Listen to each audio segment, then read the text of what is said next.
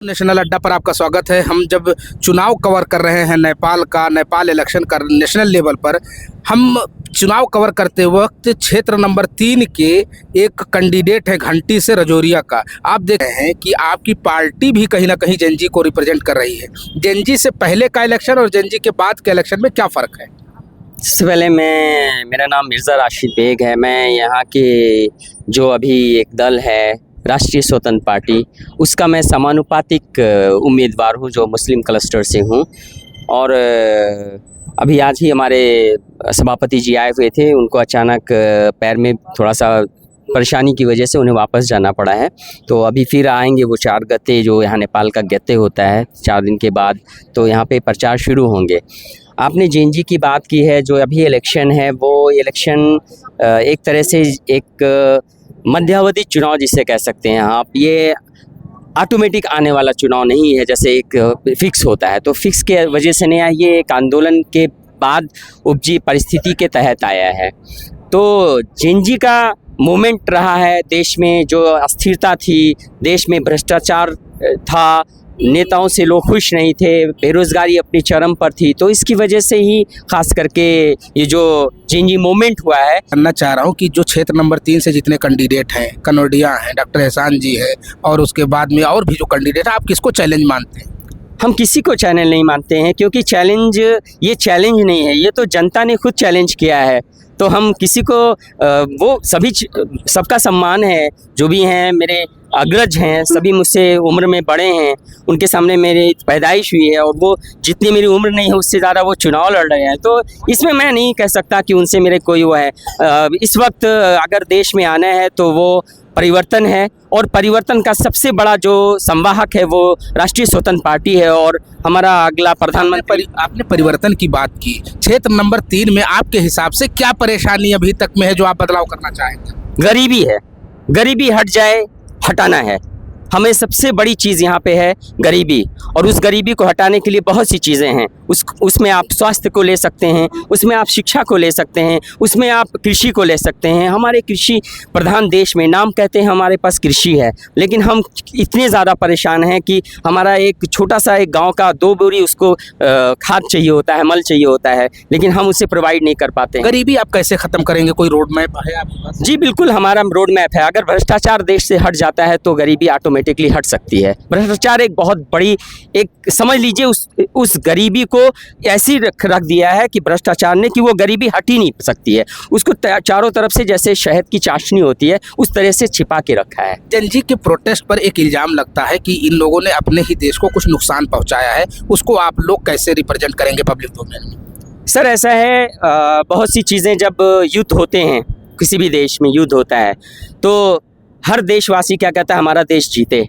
तो ये कहना गलत। कभी कोई मोमेंट होती है, माओवादियों का मोमेंट हुआ, उसमें भी बहुत से जाने गई, न जाने कितने उद्योग तहस नहस हो गए, कितनी गवर्नमेंट की प्रॉपर्टीज़ तहस नहस हुई। माओवादी का भी आंदोलन 10 साल चला, और यही सिचुएशन मधेश आंदोलन भी हुआ। हमारे इसी जहां आप खड़े हुए हैं, ये मधेश एरिया कहलाता है, तो यहाँ भी आंदोलन हुए। उससे कंपेयर नहीं कर रहे हैं। तो जेनजी यदि वो बच्चों का, क्या उससे कंपेयर नहीं कर सकते? जो हमारे बच्चे जो पहले दिन मारे गए, 23 गते को यहाँ पे जिस दिन बच्चे मारे गए, अपने बच्चे जो स्कूल से निकल के आए थे, उनकी क्या गलती थी? वो क्या मांग रहे थे? आप कॉन्फिडेंस में हैं कि चुनाव जीतेंगे? जी बिल्कुल, हम 2/3 बहुमत से आ रहे हैं, और ये सिर्फ मुझे कॉन्फिडेंस नहीं, ये जनता का कॉन्फिडेंस है। एक्चुअल में ये देश का कॉन्फिडेंस है। मैं आपसे एक बात और जानना चाह रहा हूँ। आपने गरीबी की बात की, लेकिन यहाँ शिक्षा का स्तर भी, कोई डिग्री कॉलेज उस तरह से यूनिवर्सिटी भी इस एरिया में नहीं है। उसके लिए आप लोग कोई आने के बाद कुछ काम करेंगे? सर बिल्कुल, हम इसीलिए तो आना चाह रहे हैं। हमें जनता क्यों ला रही है, हम क्यों आना चाह रहे हैं, उसका कारण यही है। अभी देश में क्यों परिवर्तन है? परिवर्तन का मतलब क्या होता है? शिक्षा नहीं है तो शिक्षा लाना है ना, ये परिवर्तन हुआ ना, यही तो है ना। हमारे पास हॉस्पिटल्स नहीं है, मौतें हो जाती हैं, हमारे पास हॉस्पिटल नहीं है, यही तो परिवर्तन है। हमें हॉस्पिटल बनाने हैं। हमारे पास मल नहीं है, हमारे पास खाद नहीं है, किसानों के लिए पानी का सुविधा नहीं है, वो ऊपर वाले के रहमो करम पे जिंदा हैं, तो वो परिवर्तन करना है। वो उसी के लिए तो हम आ रहे हैं, उसी के लिए बाले ना। आप लोगों को थोड़ा टफ क्वेश्चन है। आप लोगों पर एक इल्ज़ाम लगता है कि एक्सटर्नल फैक्टर आप लोगों पर काम की है, ऐसा है क्या? Never, no, of course not. We are a very sovereign country and we just believe that we are a Nepalis, हम नेपाल के हैं, हम जिस देश में रहते हैं वो हमारा देश है। छोटा हो बड़ा हो, कोई भी प्रधानमंत्री होगा देश का तो प्रधानमंत्री होगा, चाहे कोई यूएस का राष्ट्रपति होगा तो हमारे यहाँ प्रधानमंत्री। Basically you are talking about sovereignty. मैं आपसे ये जानना चाह रहा हूँ कि जो ये लोकल ग्रामीण एरियाज हैं आप लोगों के, और आपके बगल पड़ोसी मुल्क है आपका, तो यहाँ जो गरीबी का स्तर है और पहाड़ में जो गरीबी का स्तर है, यानी तराई और पहाड़ में कोई फर्क है क्या गरीबी के स्तर में? जी सर, ऐसा है कि मैं ये समझना चाह रहा हूँ। जी बिल्कुल, फ़र्क कैसा है, जागरूकता की कमी है हमारे यहाँ, हमारी भी थोड़ी बहुत कमियां हैं, हम खुद कमी अपने आप को महसूस करते हैं कि हम, लेकिन ये इस गलती को हम सुधारने के लिए आ रहे हैं। गरीबी है और पहाड़ और तराई की जो बात करते हैं, ऑफ कोर्स वहाँ पहाड़ देखेंगे ठंडी होती है, यहाँ हम अभी खड़े हैं तो गर्म लग रही है। मैं मौसम की बात नहीं कर रहा, ह्यूमन पॉपुलेशन पे गरीबी अमीरी के स्तर को जानना चाह रहा हूं। सर ऐसा है, बहुत सी चीज़ें हैं, डिफरेंसेस हैं, और उस डिफरेंसेस को ख़त्म करने के लिए राष्ट्रीय स्वतंत्र पार्टी आई है। उसका नाम ही स्वतंत्र है, स्वतंत्र से शुरुआत होती है, तो राष्ट्र को स्वतंत्र करने की एक पार्टी है जिसको हम अपने दिल में लेते हैं, and we are going to change.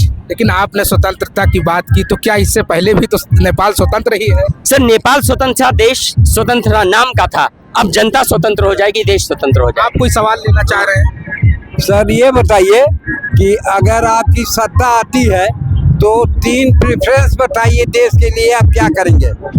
जी, हम अगर देश हम लोग अगर हमारी पार्टी जो कि 100% आ रही है, जैसे उन्होंने प्रश्न किया है सर ने, तो ऑफ कोर्स हमारी जो चीज़ है, सबसे पहले हम नीतियों में परिवर्तन करेंगे।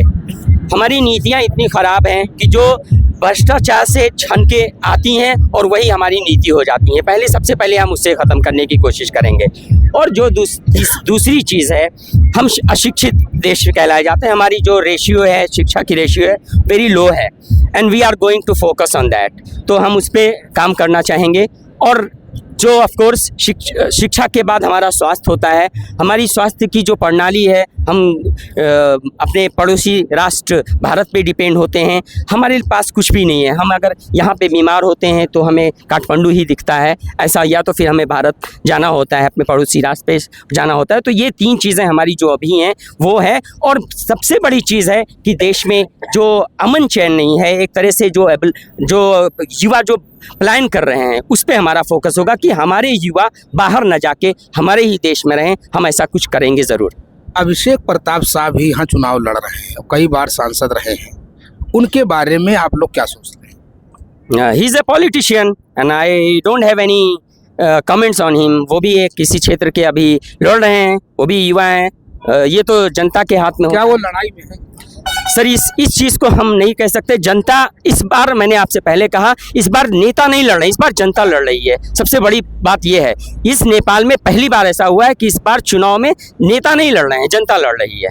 इसलिए कि जनता जो है, जब घंटी आप जाते होंगे तो घंटी की बात करती है, तो इसका मतलब जनता लड़ रही है, घंटी बज रही है। अभिषेक प्रताप साहब लड़ाई में है?